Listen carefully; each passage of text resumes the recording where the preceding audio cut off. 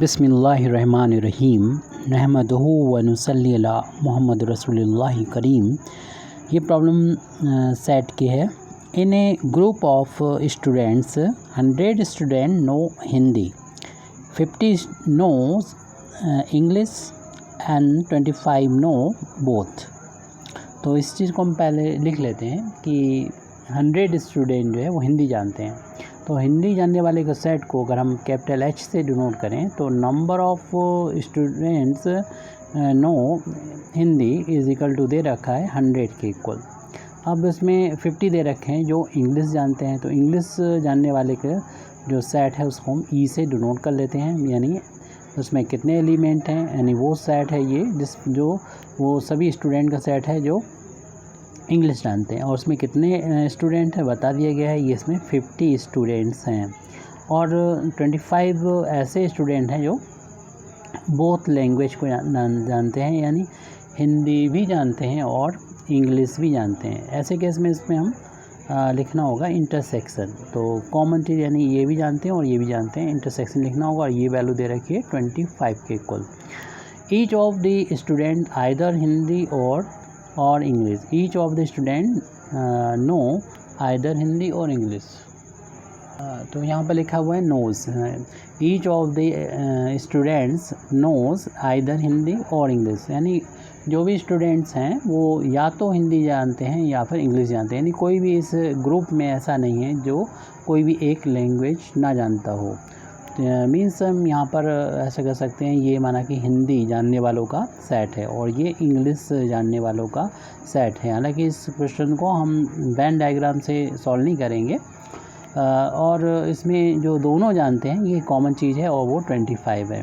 अब हिंदी जानने वाले जो है वो 100 हैं, 100 में से 25 तो यहाँ आ गए, 75 बचेंगे जो सिर्फ़ और सिर्फ हिंदी जानते हैं। ऐसे ये 50 हैं जो इंग्लिश जानते हैं, इनमें से कॉमन इन दोनों के 25 हो गए। अब बचे जो सिर्फ इंग्लिश जानते हैं वो 25 है, क्योंकि दोनों को मिला दिया जाएगा तो 50 हो जाएंगे इंग्लिश जानने वाले। तो बस इतने स्टूडेंट हैं जो तो हिंदी जानते हैं इंग्लिश। ऐसा नहीं कि स्टूडेंट और भी हों जो ना तो हिंदी जाने ना इंग्लिश जाने, तो ऐसे यहाँ पर कोई भी स्टूडेंट नहीं है बाहर खड़े हुए, सिर्फ इसी के अंदर ही हैं। तो बस इसी बात को बताने के लिए हमने इसको बनाया था कि इसमें जो है हर एक स्टूडेंट जो है वो जानता है या तो हिंदी जानता है या इंग्लिश, सिर्फ हमें इतना ही कंसीडर करना है। अब इस प्रॉब्लम को जो हमने यहाँ पर इतना लिख दिया तो इसके लिए फार्मूला हम यूज़ करेंगे। क्या फाइंड करना है हमें कि हमें ये फाइंड करना है कि how many student there are in group, group में कितने हैं। तो ग्रुप में होंगे वही जो या तो हिंदी जानता होगा या इंग्लिश जानता होगा, इनको जानता होगा।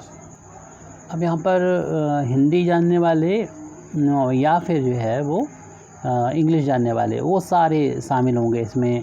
जो दोनों जानते हों वो भी होंगे, या सिर्फ हिंदी जानते हैं वो भी होंगे, और ये इंग्लिश जानते हैं वो भी होंगे। वैसे इन तीनों को ऐड कर दें आंसर आ जाएगा आपको, लेकिन इसको हम फार्मूले से कैसे फाइंड करेंगे इसको हमें देखना होगा। तो हमें यूनियन फाइंड करना है, यानी number of element in H union E find करना है। तो आपको मालूम है दो सेट हों तो उनके लिए यूनियन का लिए फार्मूला क्या होता है, H यूनियन F। तो आप पहले लिखते हैं H का number of element in H यानी हिंदी जानने वाले और number of element in English जानने वाले, फिर माइनस कर देते हैं इन दोनों का इंटरसेक्शन, यानी number of element Hindi intersection English. तो इस फार्मूले का यूज़ करेंगे। दो सेट ए बी के लिए आपने पढ़ा होगा, ये हमने H और E के लिए लिख दिया। और जो हिंदी जानते हैं उनके एलिमेंट भी उन्हें बता दिया कि 100 है, पीछे देख लीजिएगा आप। और जो इंग्लिश जानते हैं उनको भी बता दिया कि 50 हैं, और जो दोनों जानते हैं वो भी बता दिया 25 है। इसको सॉल्व कर लेंगे, अपना आंसर आ जाएगा। प्लस वालों को पहले ऐड कर लें 150 और माइनस का 25।